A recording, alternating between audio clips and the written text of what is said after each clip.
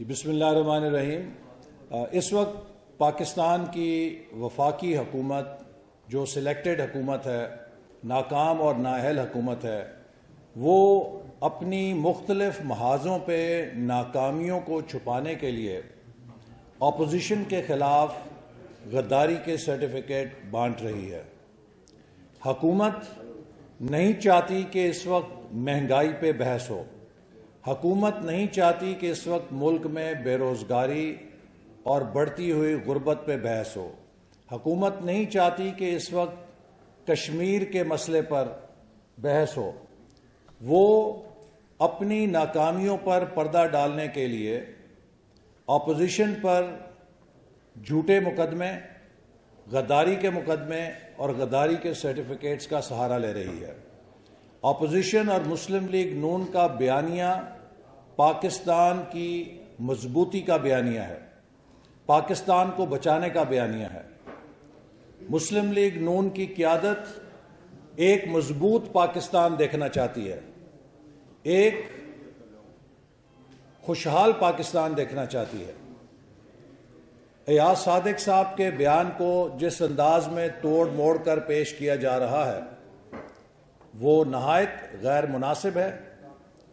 ان کی تنقید وزیر خارجہ کے اوپر تھی اور وزیر خارجہ مسلسل کئی دنوں سے اپوزیشن پر غداری کے سرٹیفکیٹ لگا رہے تھے، اور اس حوالے سے میں نے بھی قومی اسمبلی میں انہیں خبردار کیا تھا کہ آپ اس ملک کی اپوزیشن کو اگر غدار کہیں گے تو پھر آپ دراصل خود ملک سے غداری کے مرتکب ہو رہے ہیں۔ کسی پاکستانی کو حق نہیں کہ وہ دوسری پاکستانی کو غداری کا سرٹیفکیٹ دے۔ لہذا ایاز صادق صاحب کا یہ کہنا کہ اس وقت حکومت نے یا وزیر خارجہ نے دباؤ قبول نہیں کیا، حقائق کی بالکل صحیح ترجمانی تھی۔ ہمارے فضائیہ کے جوانوں نے بہترین بہادری کا مظاہرہ کر کے پاکستان کو کامیابی دلائی، اور اگر اس پائلٹ کو چھوڑنا ضروری تھا تو 2-4 دن انتظار کر لیا جاتا۔ عجلت کے اندر چھوڑ کر وزیر اعظم نے 24 گھنٹے کی خود ڈیڈ لائن مقرر کر کے ڈیسپریشن کا مظاہرہ کیا۔ یہ ایک نقطہ نظر ہے، اس میں ملک سے غداری نہیں ہے، اس سے کسی قسم کی ملک کی کمزوری ظاہر نہیں ہوتی، بلکہ یہ تو ملک کے لیے ایسی بات ہے کہ ایک ایسا ملک کہ جو ایٹمی طاقت ہے اور ہماری مسلح افواج دشمن کا جواب دینے کی صلاحیت رکھتے ہیں، تو ہم یہ پوچھنے میں ضرور حق بجانب ہیں کہ وزیر اعظم نے اس قدر عجلت کا مظاہرہ کیوں کیا۔ اس کی وجہ صرف یہ تھی کہ وہ پریشر نہیں لے سکے، he is not trained for the job, اور انہوں نے اس دباؤ میں آ کے 24 گھنٹے میں اسے چھوڑ دیا۔ اور میں نے کل بھی کہا کہ چائے کی ایک پیالی جو اسے پلائی تھی، 2-4-6 پیالیاں اور پلا لیتے چھوڑنے سے پہلے، تو ملک کے لیے ذرا باوقار انداز ہوتا۔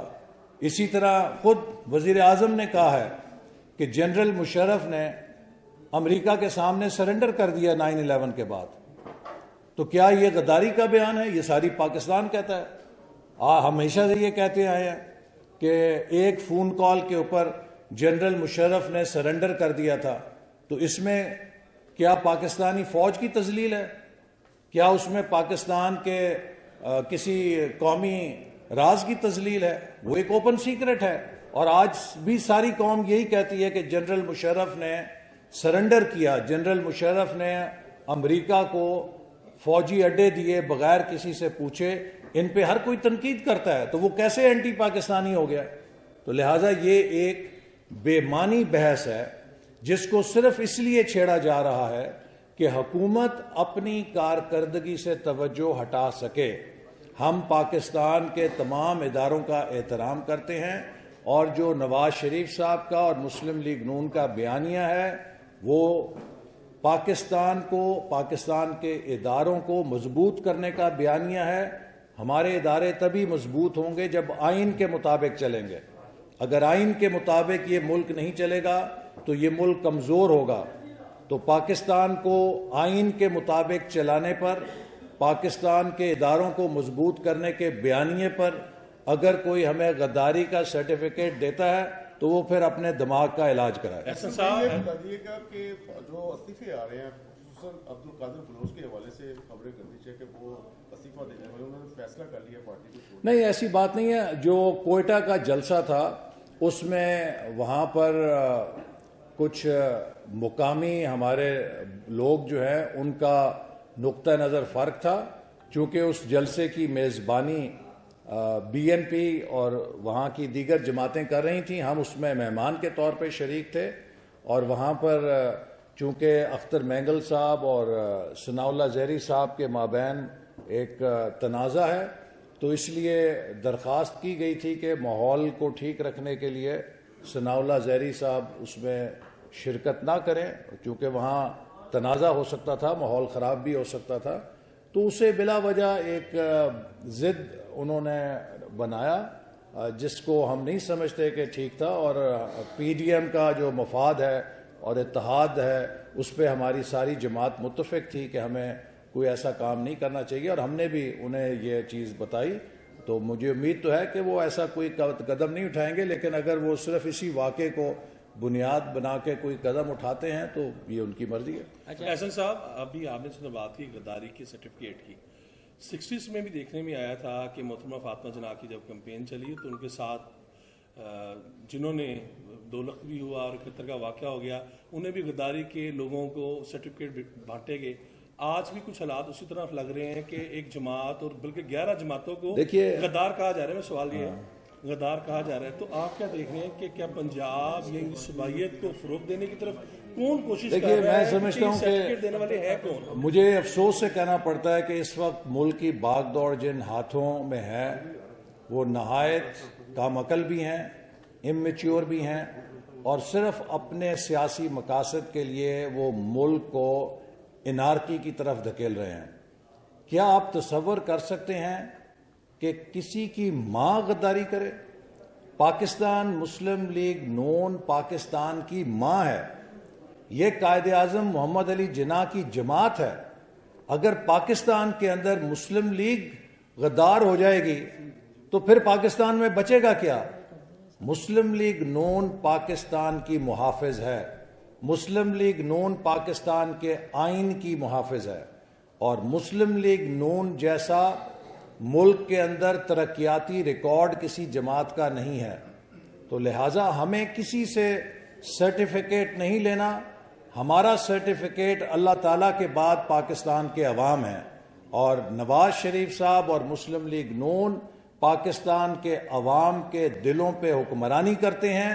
یہ حکومتی وزراء اور ترجمانوں کے بیانوں سے محبت کٹ نہیں سکتی، کم نہیں ہو سکتی. اچھا احسن صاحب، کیونکہ مریم نے بھی کلیئر کر دیا ہے اور یہ بھی بار بار سننے میں آ رہا ہے، نواز شریف نے بھی کہا ہے کہ ہماری لڑائی عمران خان سے نہیں ہے، ان کے بڑوں سے ہے. تو لڑائی صاف ظاہر ہے. جنرل فیض حمید اور جنرل باجوہ کا بار بار ذکر کیا جاتا ہے، اور آپ کلیئر کرتے ہیں کہ عام فوج سے ہماری لڑائی نہیں ہے، اوپر سے ہے. تو اگر عسکری قیادت تبدیل ہو جاتی ہے تو کیا بیانیہ پھر آپ ختم کر دیں گے، یا عسکری قیادت کی تبدیلی تک آپ کا بیانیہ ہے؟ دیکھیے، ہماری لڑائی آئین شکنی سے ہے، آئین سے روح گردانی سے ہے. پاکستان اگر آئین پہ چلے گا، پاکستان اگر آئین کے ماتحت چلے گا تو یہ ملک فلاح پائے گا. ہم ہر اس شخص کو، چاہے وہ جج ہے، چاہے وہ جنرل ہے، چاہے وہ سیاستدان ہے، چاہے وہ صحافی ہے، جو پاکستان کے آئین کو اپ ہولڈ کرتا ہے، دونوں ہاتھوں سے سلوٹ کرتے ہیں. اور ہر وہ شخص جو پاکستان کے آئین کے خلاف چلے گا اس کے خلاف دونوں ہاتھوں سے جنگ کریں گے.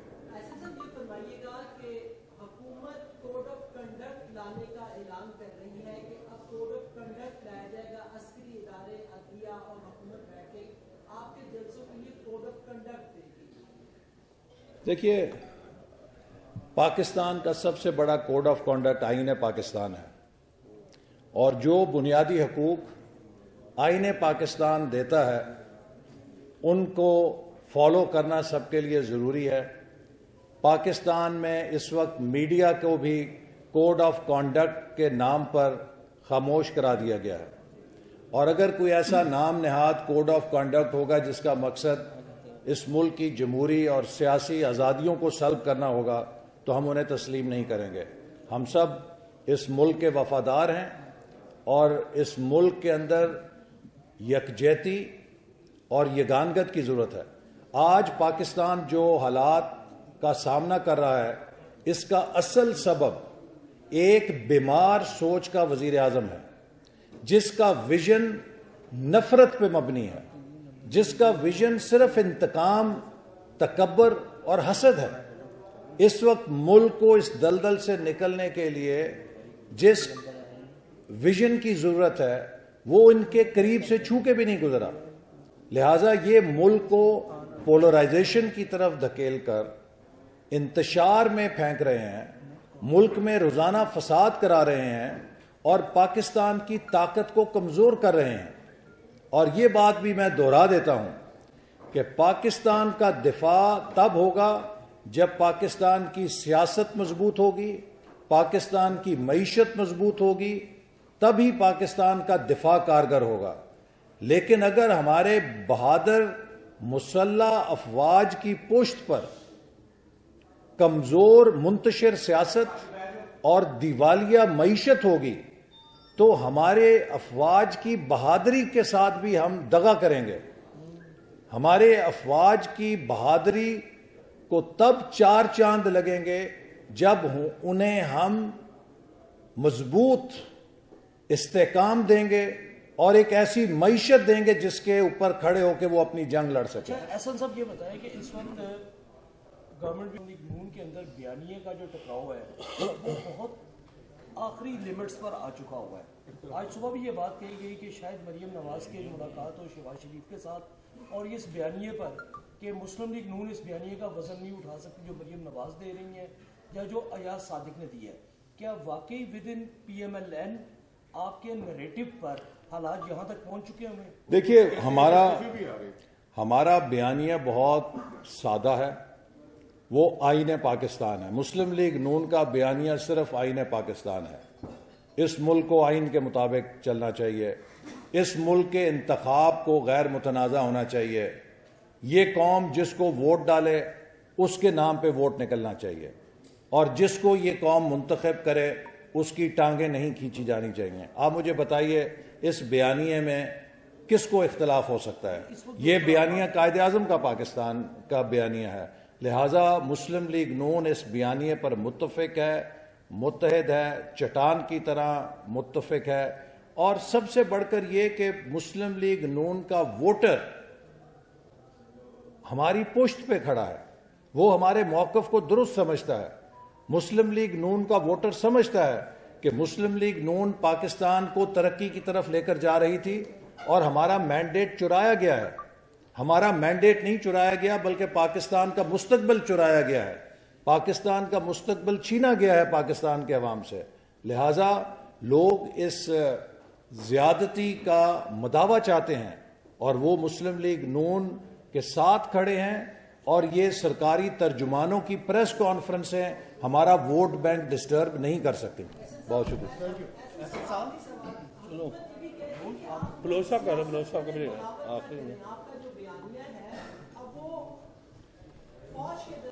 دیکھیے سیاست تو ہم کر رہے ہیں، حکومت بغاوت کر رہی ہے۔ حکومت اپنی ناکامیوں کو چھپانے کے لیے قومی اداروں کو اپنی سیاست میں جھونک رہی ہے، یہ بغاوت ہے۔ صاحب یہ بتائیے گا کہ یہ ایاز صادق صاحب کے خلاف پورے شہر میں مختلف شاہراہوں پر بینرز لگے ہوئے ہیں اور یہ کون لگا رہا ہے؟ آپ مجھے بتائیں نا، یہ جو ایک سپانسرڈ تحریک ہے یا جو سپانسرڈ کیمپین ہے، اس کے لیے ہر پاکستانی کو پتہ ہے کہ یہ کیسے چلتی ہے۔ یہ بینر کیسے لگتے ہیں، اور یہ ہمیشہ اس طرح کی جو کیمپین ہے یہ ہوا کے اندر ٹائم فش ہو